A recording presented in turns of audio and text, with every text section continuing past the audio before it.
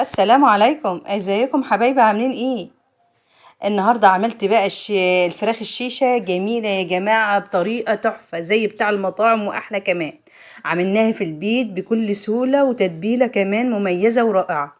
تتبيله يعني حاجه كده فوق الوصف. طعم وريحه ما اقولكمش عليها. ما شاء الله يا جماعه، هتعملوا الطريقه دي وهتعتمدوها على طول من جمالها. وعملت جنبها شويه رز اصفر كمان، بالكاري والكركم. تحفه تحفة وريحتهم تحفة. قبل ما نبدأ الفيديو مع بعض، لايك وشير لو عجبك الفيديو. شوفوا الجمال بقى والحلاوة دي. والله الرز مفلفل وحاجة كده من الآخر. أول حاجة بقى أنا معايا حوالي عن فرختين مقطعاهم بالشكل ده. فرختين كاملين يا جماعة. قطعت الأوراق والصدور بالشكل ده. عملوا معايا حوالي عن كيلو ونص بالظبط. ومعايا بقى التتبيله بتاعتي 3 قرون من الفلفل احمر على اخضر، وطماطميتين وبصلتين 2، و3 فصوص من الثوم. وبعد كده بقى جبت الكبه بتاعتي وهنزل بقى كل الخضار بتاعي ده، البصل والطماطم والفلفل. الفلفل الاحمر ده يا جماعه بيديله حاجه كده تست كده وطعم حلو قوي في الشيش طاووق. هنفرم بقى ده كله مع بعض كده مع معلقه ملح صغيره علشان الحاجات دي كلها تتفرم معانا. وهنزل بنص كوبايه من الميه برضو، نسيت احطها في الاول. هنزل بقى بنص كوبايه من الميه عشان كل الحاجات دي تتفرم معايا فرم ناعم وتبقى حلوه معايا كده.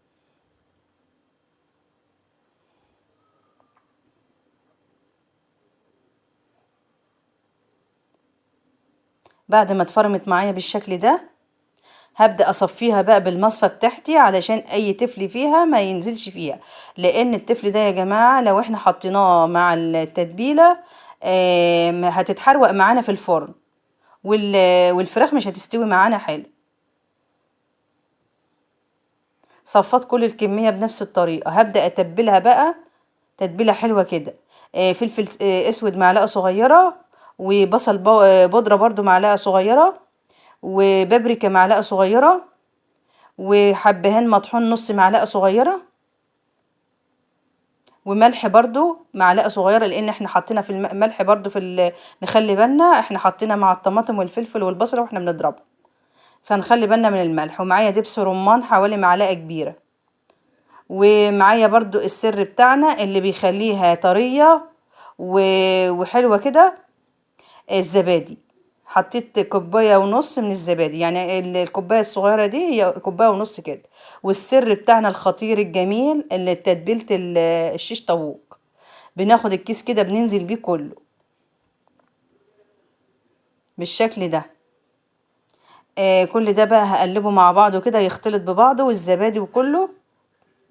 بقت معايا جاهزة التتبيلة الرائعة المميزة اللي هتخلي الشيش بطاووق بتاعنا، هتخليه في حتة تانية خالص. انا على فكرة يا جماعة بعمله من بالليل، بتبله من بالليل. فلازم تتبليه من قبلها بليلة عشان يشرب التتبيلة كده ويبقى طعمه حلو. او على الاقل 4 ساعات لو انت مستعجلة خالص يعني.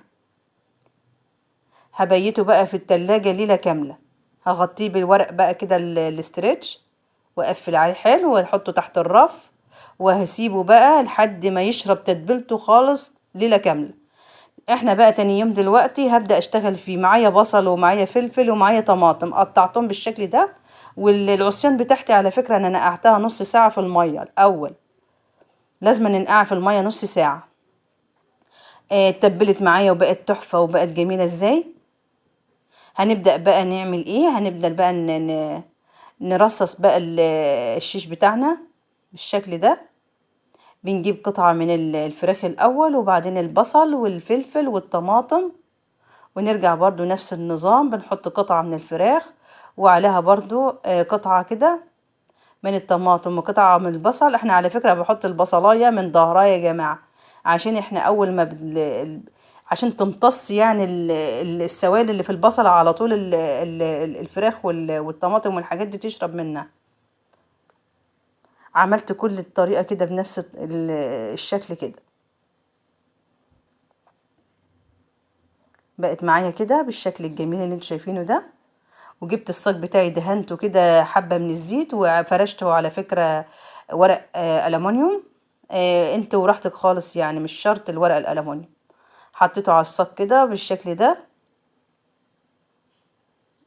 ورصيت بالشكل ده على الصاج الشبكة بتاعتي.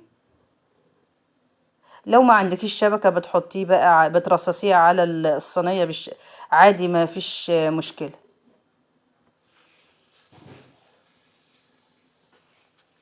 عملت كل الكمية كده بنفس الطريقة برضو. بيترصص معانا بسهولة، وبتحطيه بسهولة، وكل حاجة كده سهلة وبسيطة، متاخدش وقت بالطريقة دي.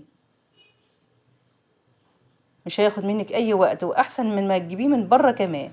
هتعمليه لولادك في البيت بكل سهولة، وطعمه مميز وجميل. خلصت كل الكمية كده بنفس الطريقة دي. بكون مشغلة الفرن بتاعي على درجة حرارة 200 علشان يبقى سخن معانا اول حاجة.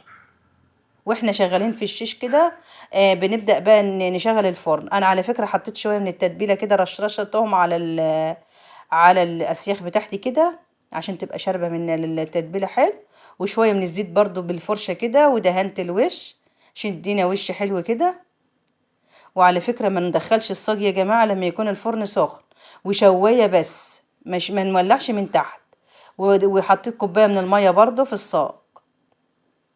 هدخل بقى على طول الفرن، وهسيبها كده على ما اعمل شويه رز بقى حلوين مصري اصفر بالكركم والكاري تحفه.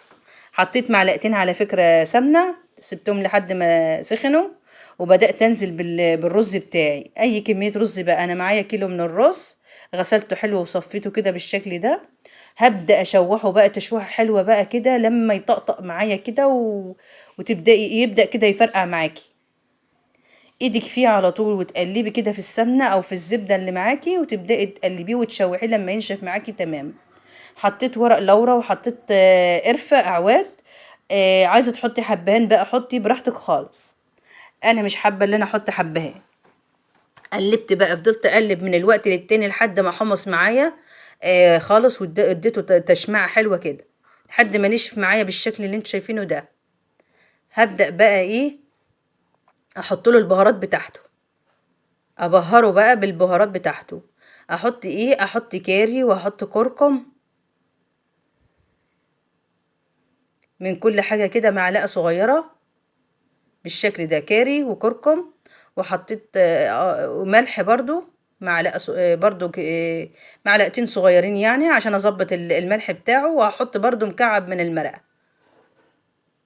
هقلب بقى كله يندمج مع بعضه بالطريقة دي لحد ما يتشمع كله معايا بالشكل ده، واللون يبقى موحد كلته. بكون مجهزة المية بتاعتي في الكاتن بتغلي. هبدأ ازود بقى بالشكل اللي انتوا شايفينه ده، المقدار اللي انتي بتزودي بيه الرز عادي خالص. على فكرة يا جماعة العقد بتاع الرز هي عقلة صباع، بتعملي عقلة صباع بالظبط. احنا عارفين ان الرز المصري بياخد كوباية من المية. حطيت بقى الكمية بتاعت المية بالنظرة كده، وقلبت كده بالشكل ده، وهسيبه لحد ما يتشرب خالص من المية بتاعته. وابدأ اهدي عليه البوتاجاز. حطيت المكعب بتاعي اهو. انا نسيت احطه في الاول كده مع الرز وهو بتشوح، فخلاص عادي هو كلته محصل بعض يعني. فانا زودت المية وهسيبه يتشمع خالص من ميته. وهبدأ اقلبه كده تقليبتين، وغطي عليه وهدي عليه البوتاجاز خالص، واسيبه لحد بقى ما يتشمع معايا ويتردد مع بعضه كده. والشيش طلع معايا بقى تحفة تحفة تحفة. وريحته كانت مالية البيت والله يا جماعة، تقولي من عند الكبابجي. طعم وريحة ما اقولكمش عليها، وحاجة كده من الاخر. التتبيلة دي على فكرة خطيرة، بتخلي الشيشة يعني الشيش طاووق ده بيروح في حتة تانية خالص، طعم وريحة وجمال. هيفوتك كتير لو ما شفتش الفيديو ده. ومعايا الرز بتاعي جميل مفلفل وحاجة كده من الاخر. الوجبة دي يا جماعة بتتكلف معاكي بتجيبيها غالية جدا، والله احنا كنا جايبينها غالية. شوفوا الجمال، انا عملتها بقى بكل سهولة في البيت لولادي وفرحت ولادي، وحاجة كده لذيذة.